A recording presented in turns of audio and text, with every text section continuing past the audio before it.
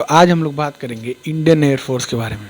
Indian air force की शुरुआत हुई थी 8 अक्टूबर 1932 को और इसने अपनी पहली उड़ान भरी थी सन 1933 में। ये जो एयरफोर्स है ना, इसको ब्रिटिशर्स ने, जो ब्रिटिश एम्पायर था, उन्होंने एक बस सहायक फोर्स के रूप में बनाई थी। वो ना मतलब बस इसको इतना छोटा रखना चाहते थे कि ये मैटर को संभाल ले, है ना, इंडिया को प्रोटेक्ट कर ले, बट इतनी बड़ी ना हो जाए कि वो ब्रिटिश एम्पायर को ही चैलेंज कर दे। तो इसलिए उसको बस एक स्क्वाड्रन दी गई थी, एक बाई प्लेन्स होते थे उस समय, उसके लिए।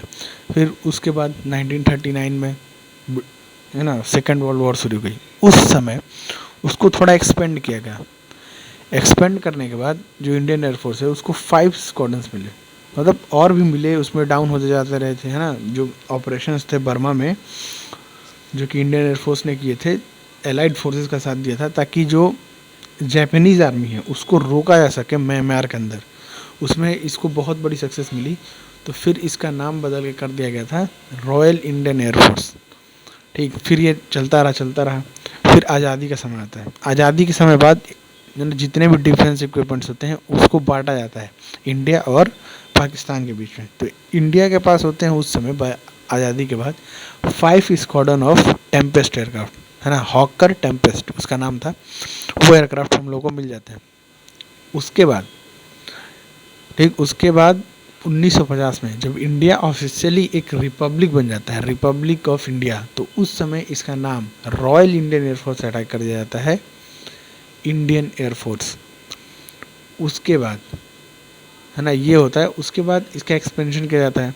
अब एक्सपेंशन तो होने लगती है, लेकिन ये पूछा जाता है कि यार कितना होना चाहिए, है ना, कितने स्क्वाड्रन्स आखिरकार इसको ज़रूरत है।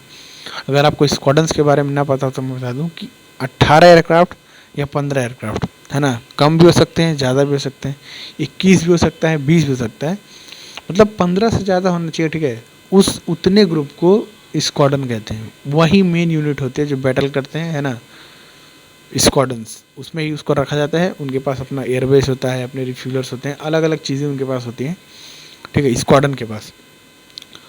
तो जब बात की गई ना, तो ये देखा गया कि अगर इंडिया को अपने आप को टोटली प्रोटेक्ट करना है तो इंडिया को करीबन करीबन चाहिए 42 स्क्वाड्रन, 42 स्क्वाड्रन, या फिर 900 एयरक्राफ्ट।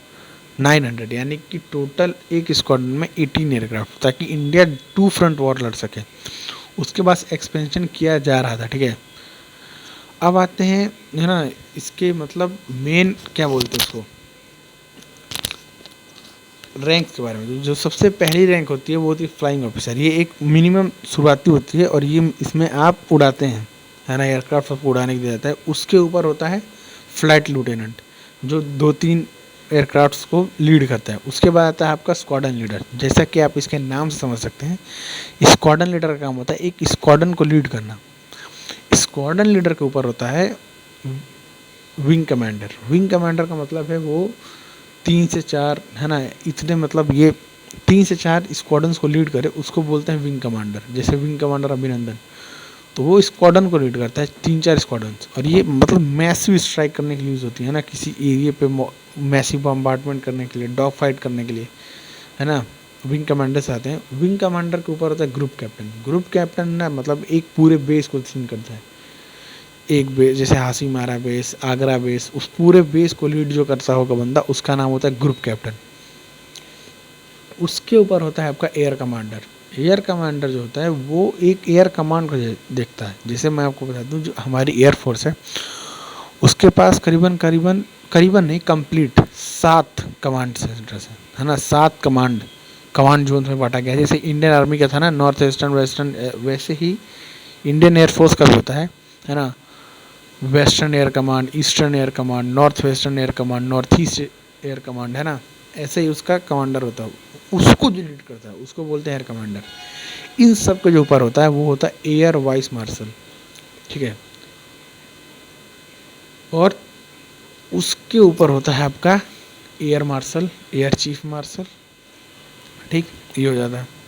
अब बात करते हैं ट्रेनिंग की। तो ट्रेनिंग 3 फेजेज में होती है। पहले आपको हॉकर्स, है ना, फिर अलग अलग जेट्स में आपको ट्रेन किया जाता है।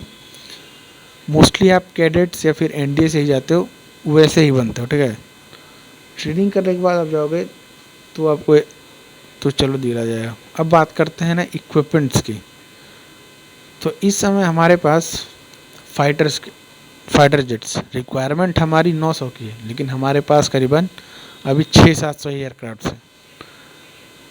टैंकर्स की बात करें, रिक्वायरमेंट हमारे पास 20 से 30 होने चाहिए, 30 मान लो 30 रिफ्यूलर्स होने चाहिए, जितनी बड़ी हमारी इंडियन एयरफोर्स है, लेकिन हमारे पास हैं कितने, 6। ट्रांसपोर्ट एयरक्राफ्ट अच्छे हैं, डाइवर्सिफाइड है, वेल डाइवर्सिफाइड है, करीबन करीबन 10 C-17 ग्लोमास्टर है ना, 11 के करीब C-130 सुपर हरकुलस, 17 करीबन IL-76 है ना, एंटोनोवा AN-32 जो थे एयरक्राफ्ट वो भी हमारे पास हैं 59-56 करीब, और जो C-295 है वो हम एक्वायर कर रहे हैं 59 के करीब में, और वो असेंबल हो रहा है अहमदाबाद के अंदर। 59 एयरक्राफ्ट करीबन बनाए जाएंगे, कुछ खरीद के आएंगे बाहर से डायरेक्ट स्पेन से, और कुछ यहाँ पे असेंबल किए जाएंगे। असेंबलिंग में केवल 50% पार्ट जो इंडिया में बनेंगे, और बाकी जो 50% है मेन जो इंजन एवियोनिक्स वो सब स्पेन या फिर यूरोप से ही आएगा। ठीक है, तो ये सब थी इसके ब्रेकडाउन्स। मैं आपको अब आगे आने वाली वीडियो में केवल वेपन सिस्टम्स के बारे में बताऊंगा, कौन कौन से वेपन सिस्टम हमारे पास हैं। ठीक है, तो बस जय हिंद जय भारत।